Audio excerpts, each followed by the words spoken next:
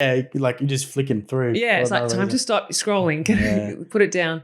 But again, with the Olympic experience, I read articles, I listened, I read comments as well. There's no need to read them. Like there's. I wish I hadn't read them.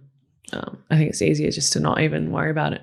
Do you have any strategies now that, like, do you have a time? Do you put like a time limit on, or do you say to yourself, don't like if a report comes out from a game you've played, you don't read it, or like a newspaper article, you don't read it? Don't read it. Yeah, just don't bother. Like I did it too many times over my career, and I did it at college, did it all the way through, and it never made me feel good. Like it only ever made me feel bad because it only hit the insecurities I already had. Exactly. Yeah. And if it did make me feel good, maybe I had a good game and they said, Nat Burton had a blah, blah, blah, good game, whatever stats were. I maybe felt good for a fleeting moment. Yeah. Because then did you also have the kind of, you flipped it back and like, I could have done better as well?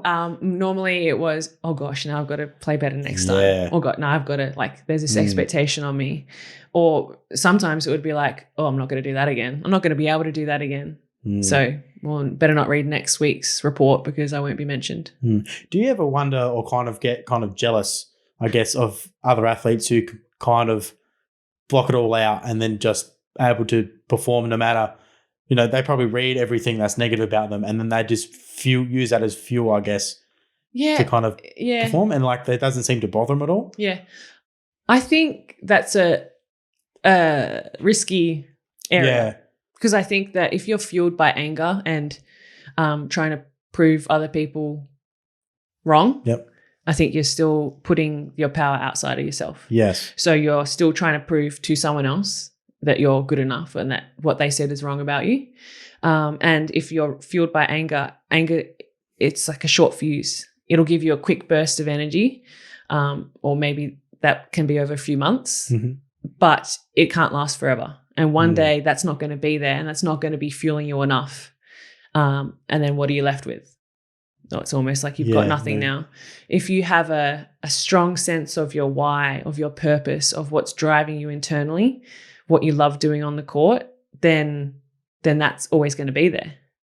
That's not an emotion that goes. Yeah.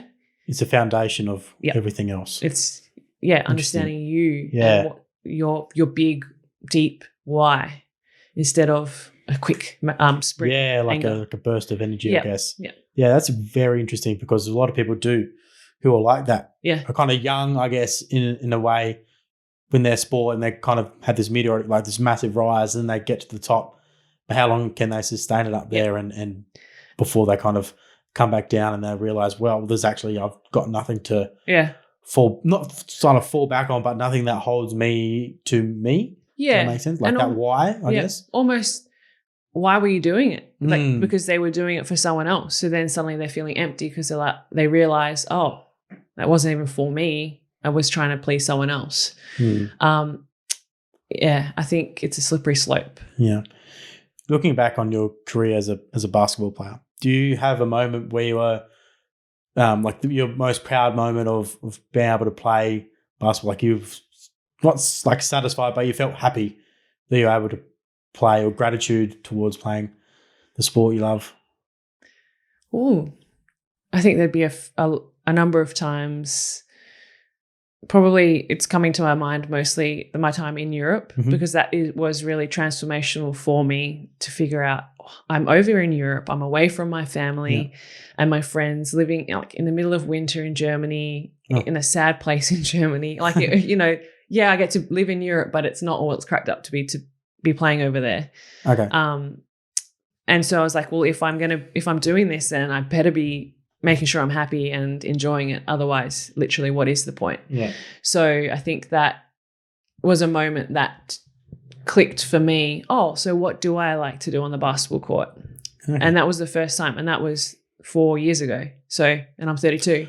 So there's a long time of playing without that, without realizing what I actually love to do on the court and that I can like feel joy from that. So that court-wise would be that. But now I have a greater sense of gratitude for basketball in general and for the ups and downs, the roller coaster ride. because I know I've learnt so much from it, and now I can use that in enriched athletes, and I'm just so passionate about like giving, like helping other athletes going through that, to give them what I wish that I could have figured out at age 14 instead of age 27. How did it come